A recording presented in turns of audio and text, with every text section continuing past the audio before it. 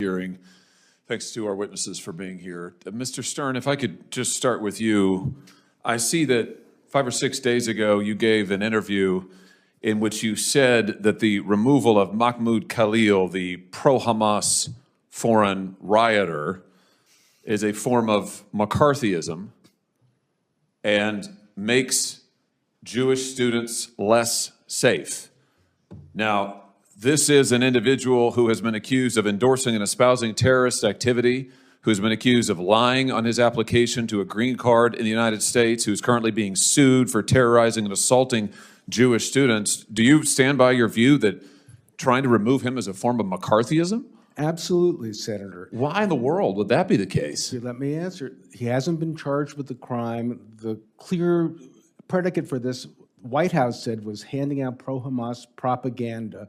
When you start talking about people's views and what they're talking about in the public square as a basis for discrimination, and then the effect on Jewish students, it's not just the fact that Jews may be seen as, well, we're pushing this and that's going to happen. The way that this is going to harm Jewish students is it harms the academy. Wait a minute. My time is limited. I'm sorry to interrupt you, but just wait a minute. I've got to correct numerous inaccuracies there. Number one, as you very well know, United States law says that a non-citizen is inadmissible for entry into this country if they, and I quote, endorse or espouse terrorist activity or persuade others to do the same.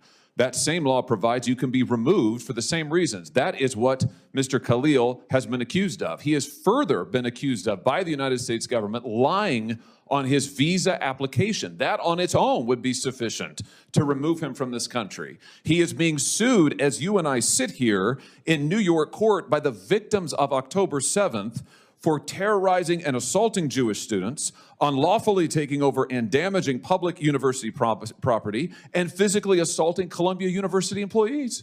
And you're telling me that it's McCarthyism to remove this individual?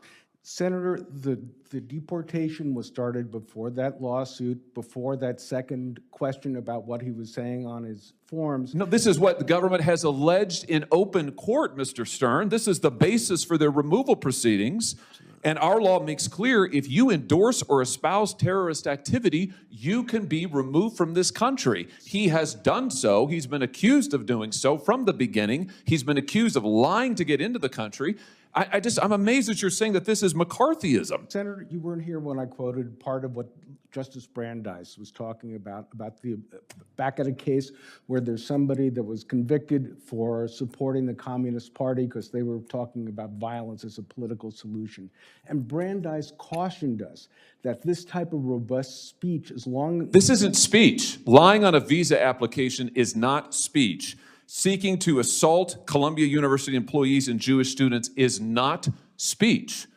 You are defending an individual who has espoused the destruction of this country, the destruction of the state of Israel, the destruction of Jews, and has taken actions in furtherance of the same. You've also said that investigating the 60 colleges and universities that are currently under investigation by the Trump administration for anti-Semitism is a form of weaponizing anti-Semitism for political benefit. You're opposed to investigating these institutions for anti-Semitism? Senator, I've been very clear that OCR has a very important role, that there are complaints that should go through the process. When you start using the Department of Justice and threatening universities' funding... You are opposed, I just want to get this on the record, you are opposed to investigating Columbia University and others for anti-Semitism? No. That's what you said 6 days ago. I am not opposed to doing it the right way. What does that mean, doing it the right way? Not to claw back funds, not to say we're holding you ransom.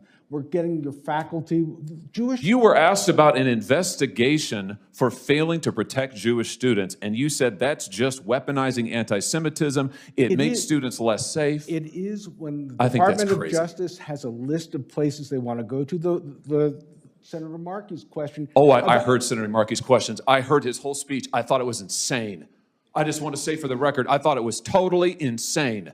And I think your positions are similarly insane. I think the idea that we would bend over backwards to hug and kiss and make nice to a pro-Hamas rioter, because that's what Khalil is, and that we would say, heavens, we can't remove him, and that makes Jewish students less safe on our campuses? That's nuts. Senator, That's nuts. to Rabbi Saberstein's point, if you look at American history, the times when Jews were most vulnerable was during the Palmer raids in World War I, when there was political... Jews are vulnerable now on our campuses because of people like Khalil, and I want to say for the record, I'm glad he's gone, and I hope he never comes back.